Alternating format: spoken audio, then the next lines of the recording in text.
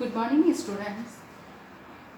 BSTC first year के paper EVS पर्यावरण अध्ययन शिक्षण के अंतर्गत कल हम लोगों ने पर्यावरण के अर्थ और परिभाषा को समझा था, जाना था कि पर्यावरण क्या है। अगर हम उस बात को रिपीट करते हैं तो पर्यावरण वह व्यवस्था वातावरण है जो व्यक्ति को चारों ओर से जिससे व्यक्ति ढका हुआ होता है या घिरा हुआ होता है, जो उसे जन्म के साथ ही उसे प्रभावित करता है। इस आधार पर अगर हम देखते हैं तो व्यक्ति के चारों तरफ जो भी वातावरण है वह पर्यावरण का विषय है। इसका मतलब कि इसका क्षेत्र या इसके जो पक्ष हैं, हम ये कहेंगे कि हर क्षेत्र में उसको समझने के लिए हमें अलग अलग तरह से उसे देखना चाहिए, तभी हमें वह चीज़ समझ में आएगी कि पर्यावरण के जो दायरा है वो कोई सीमित नहीं है, एकदम व्यापक दायरा है। बालक के चारों तरफ, व्यक्ति के चारों तरफ जो कुछ भी विद्यमान है वह किसी न किसी रूप से पर्यावरण का अंग है और वो बालक को प्रभावित करता है। इसका मतलब इसका दायरा या इसका क्षेत्र बहुत व्यापक है। इसी को समझने के लिए आज हम देखते हैं कि पर्यावरण के घटक कौन कौन से हैं। हम आज दो बातों को देखेंगे, पर्यावरण के घटक और नवीन अवधारणा के अनुसार पर्यावरण क्या है, किस तरह से उसको हमें समझना है। तो हम सबसे पहली बात आज हम देखते हैं कि पर्यावरण के घटक।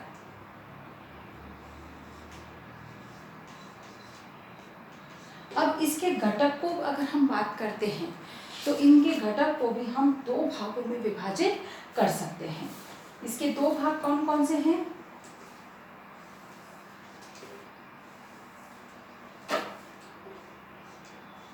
पहला है प्राकृतिक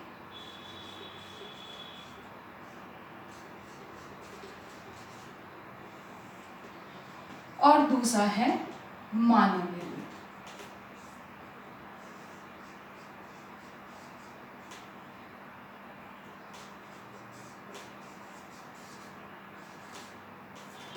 प्राकृतिक और मानव निर्मित, यानी कि घटक अगर हम देखते हैं तो पर्यावरण जो बालक के चारों तरफ, जो व्यक्ति के चारों तरफ जो वातावरण बना रहता है या रहता है वह या तो प्राकृतिक रूप से होता है या फिर मानव निर्मित होता है।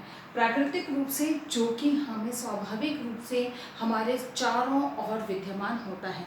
अब ये कौन कौन से घटक होते हैं जो कि प्राकृतिक रूप से एक बालक को प्रभावित करते हैं? तो ये भी दो प्रकार के हैं। पहला है निर्जीव।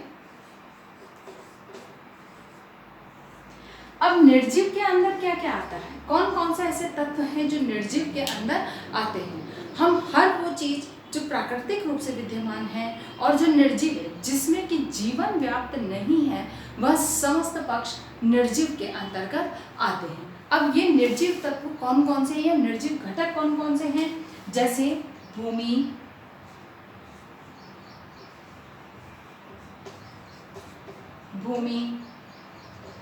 पहाड़, मिट्टी, चट्टानें, खनिज,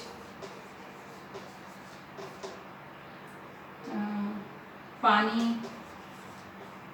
पृथ्वी, आकाश, सूर्य, ये सारी चीजें निर्जीव के अंतर्गत आती है। क्यों? भूमि निश्चित है कि यह ठोस है, यह स्थिर है, इसमें किसी प्रकार के प्राण या जीव नहीं है। पहाड़ में कोई जीव नहीं है, जीवन नहीं है उसमें, वह सजीव नहीं है। न मिट्टी, चट्टान, ये सारी वे चीजें हैं जो कि निर्जीव अवस्था में हमारे सामने उपस्थित होती हैं, जो प्राकृतिक रूप से विद्यमान होती हैं। इसको न तो मनुष्य, जमीन को हम नहीं बना सकते, मिट्टी हम नहीं बना सकते, चट्टानें, पहाड़ हम नहीं बना सकते, यानी कि ये प्राकृतिक रूप से हमारे चारों तरफ विद्यमान है। तो ये निर्जीव वस्तुओं के अंतर्गत आती है जो कि प्राकृतिक है। और दूसरा है सजीव।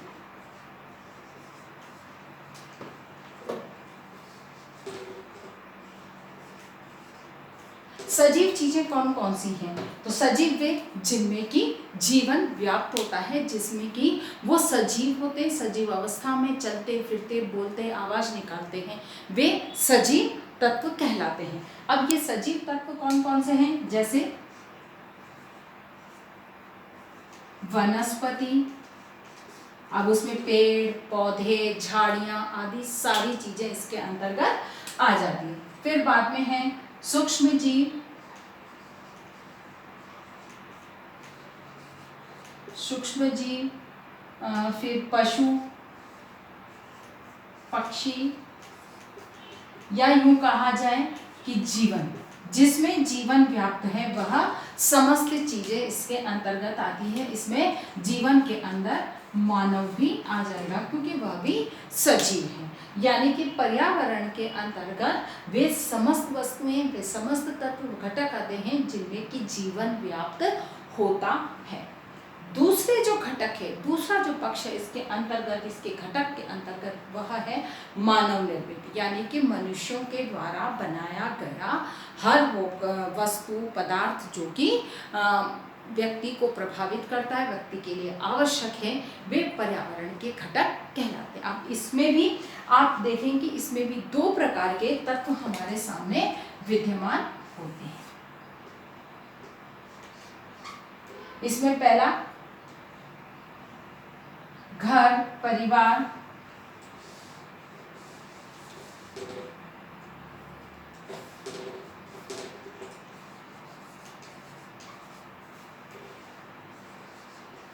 घर जिनमें कि मानव की उपस्थिति हमें देखने को मिलती है। घर परिवार, रीति रिवाज,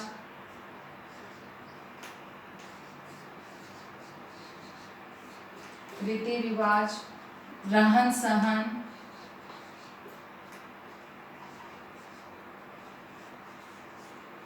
रहन सहन, परंपराएं, व्यवसाय,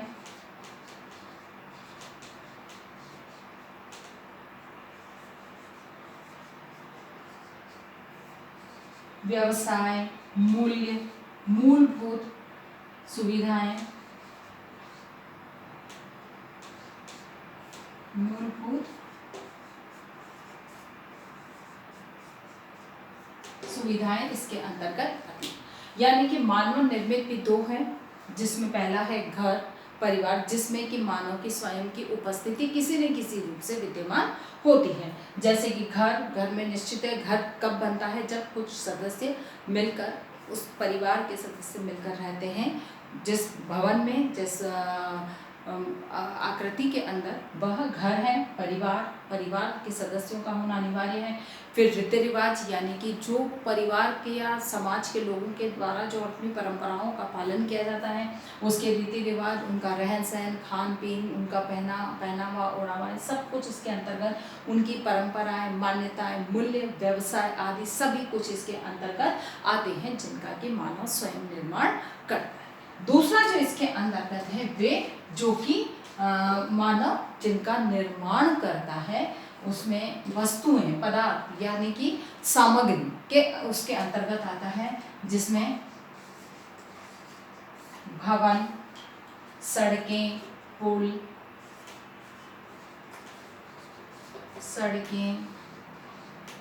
पुल, मानव द्वारा निर्मित, जैसे फर्नीचर, ठीक है, अन्य मानव साधन जो मानव द्वारा बनाए जाते हैं ना, जैसे कि सड़क है, मकान है, घर है, पुल है, रेलगाड़ियाँ हैं, बसें हैं, हमारे घर में उपयोग की वस्तु हैं, जैसे कि ये पेन है, पेंसिल है, कॉपी है, किताब है, मोबाइल है, ये सारी चीज़ें जो कुछ भी है ये मानव निर्मित है। तो ये भी एक पर्यावरण का घटक है, जिनसे कि मनुष्य किसी न किसी रूप में प्रत्यक्ष अप्रत्यक्ष रूप से प्रभावित अवश्य होता है, या ये वस्तुएं वाला जीवन पर अवश्य, व्यक्ति पर अवश्य प्रभाव डालती हैं। इसीलिए इन्हें मानव निर्मित वस्तुएं या घटक कहा जाता है और ये पर्यावरण के घटक के रूप में अपना प्रतिनिधित्व करते हैं। अर्थात कि पर्यावरण के घटक में प्राकृतिक और मानव निर्मित है। प्राकृतिक में वे जो कि प्राकृतिक रूप से विद्यमान है, जो सजीव हैं, और निर्जीव दो प्रकार के हैं। और मानव निर्मित के अंतर्गत जो एक जिसमें मानव की उपस्थिति है वो, और एक मानव के द्वारा बनाया गया वस्तु, पदार्थ या सामग्री है, वह उसके अंतर्गत आते हैं। ये पर्यावरण के मूल घटक के रूप में पाए जाते हैं। अब बात आती है कि पर्यावरण की संबंध में नवीन अवधारणा क्या है, क्योंकि इसको कि पर्यावरण के घटक की जब हम बात करते हैं तो उसमें ये बात तो स्पष्ट हो गई कि उसमें बहुत सारी ऐसी वस्तुएं हैं जो कि बालक के चारों तरफ विद्यमान होती हैं और ये व्यक्ति को किसी न किसी रूप में प्रभावित करती हैं। अब बात ये आती है कि नवीन अवधारणाएं क्या हैं, क्योंकि नवीन अवधारणाओं के आधार पर इसे समझना कि पर्यावरण के अंतर्गत इसकी जो किस दृष्टिकोण से वर्तमान में इसे देखा जाता है, तो इसकी नवीन अवधारणा।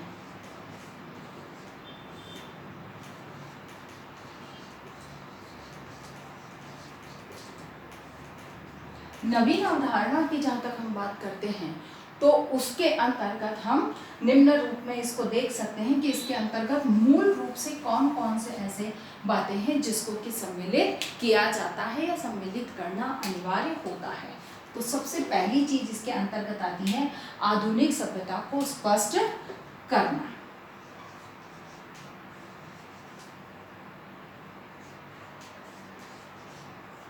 आधुनिक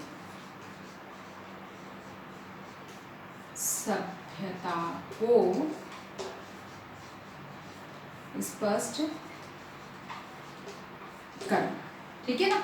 आधुनिक सभ्यता को स्पष्ट करना यानी कि वर्तमान में आधुनिक व्यवस्थाओं के आधार पर किस प्रकार की मानव सभ्यता का स्वरूप है, क्या ढांचा है, किस प्रकार के मानव की क्रियाकलाप हैं, उसके व्यवहार हैं, उसकी प्रकृति है, इन सब को समझने का कार्य पर्यावरण के माध्यम से किया जाता है। अर्थात पर्यावरण की नवीन अवधारणा अर्थात कि यह आधुनिक सभ्यता को स्पष्ट करता है कि यह क्या है। फिर दूसरी बात आती है शिक्षा के लिए नवीन आधार।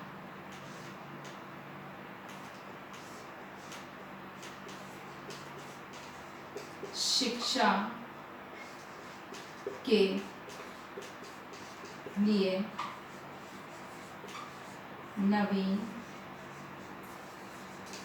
आधार। शिक्षा के लिए नवीन आधार क्यों? कि सबसे पहली चीज की है आधुनिक सभ्यता को स्पष्ट करता है। जब आधुनिक सभ्यता को स्पष्ट करने की बात आती है तो उसके अंतर्गत मानव की समस्त क्रियाओं को उसमें सम्मिलित किया जाता है। तो यहाँ पर वही चीजें समझने के लिए एक शिक्षा का नया नवीन स्वरूप ने स्थापित करने में भी मदद मिलती है। क्यों? कि जैसी समाज की मांग होती है उसी के अनुकूल शिक्षा अपना स्वरूप निर्धारित करती है। तो पर्यावरण का अर्थ या पर्यावरण वर्तमान के आधार, अगर हम आधुनिक अवधारणा के नवीन अवधारणा के आधार पर समझते हैं तो यह शिक्षा के लिए एक नवीन आधार प्रस्तुत करती है, क्योंकि इस वह सराउंडिंग जितना भी है उसको लेकर और शिक्षण कार्य करने का प्रयास करती है। अर्थात कि यह नवीन आधार उसको प्रदान करती है कि जो भी नई खोज आएगी वो उसका एक विषय सब्जेक्ट बनेगा, विषय बनेगा या एक टॉपिक बनेगा। इसीलिए यह एक नवीन आधार प्रस्तुत करती है। फिर तीसरा आता है कि शिक्षा का आधुनिक दृष्टिकोण।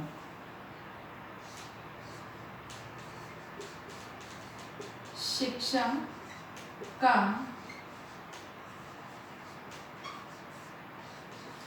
आधुनिक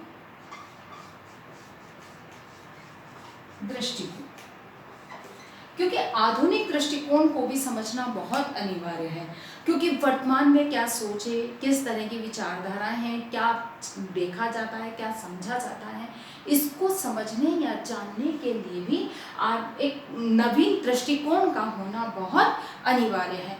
और पर्यावरण का अर्थ यही है कि यह शिक्षा का आधुनिक दृष्टिकोण विकसित करती है, क्योंकि एक नवीन दृष्टिकोण का होना वर्तमान या आधुनिक को समझने के लिए मतलब आप जिस भी चीज़ को समझना चाहते हो आपका दृष्टिकोण उसी अनुकूल निर्मित होना चाहिए, उस आपकी विचारधारा उस अनुकूल विकसित होनी चाहिए, तभी आप उस चीज़ को समझ सकते हैं। तो यही बात है कि यहाँ पर शिक्षा के आधुनिक दृष्टिकोण को विकसित करने का कार्य पर्यावरण का है, अर्थात पर्यावरण का मतलब कि आधुनिक दृष्टिकोण का विकास करना। नेक्स्ट आ जाता है कि सामाजिक व भौतिक पर्यावरण का अध्ययन।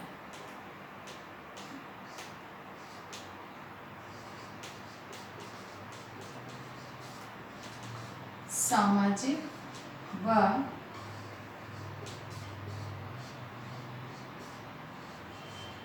भौतिक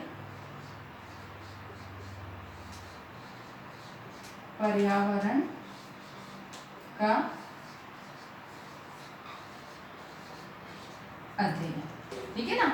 ये सामाजिक व भौतिक पर्यावरण का अध्ययन करता है, यानी कि जो हम पर्यावरण की मूल बात जो हमने समझी थी इस बार कि पर्यावरण सामाजिक और भौतिक व्यक्ति का सराउंडिंग में, तो वही चीजें उस चीज को समझने का कार्य पर्यावरण का है। फिर है सामाजिक प्राणी के रूप में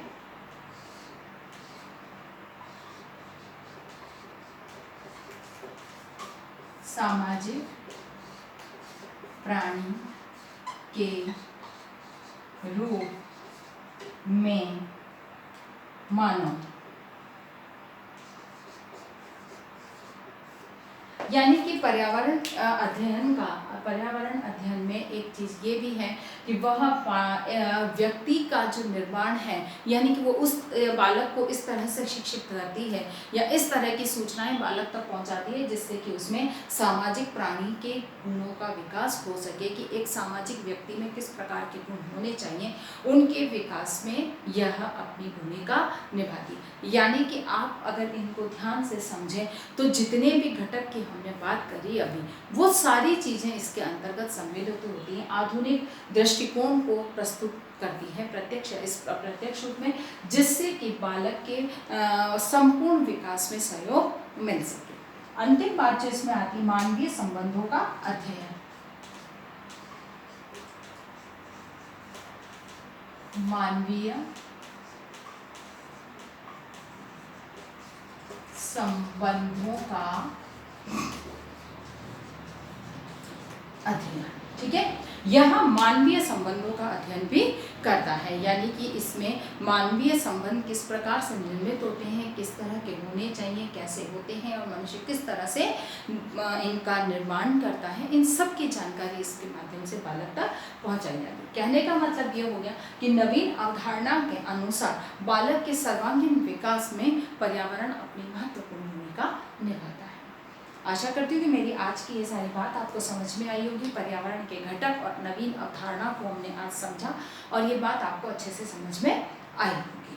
तो इसी के आधार पर आपको एक प्रश्न करना है कि पर्यावरण अध्ययन के पर्यावरण के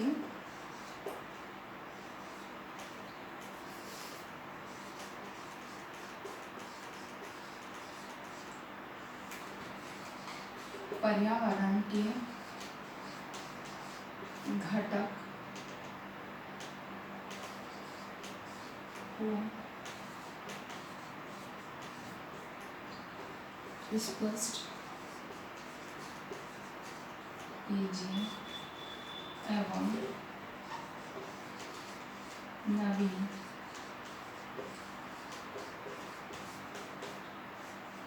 नवीन अवधारणा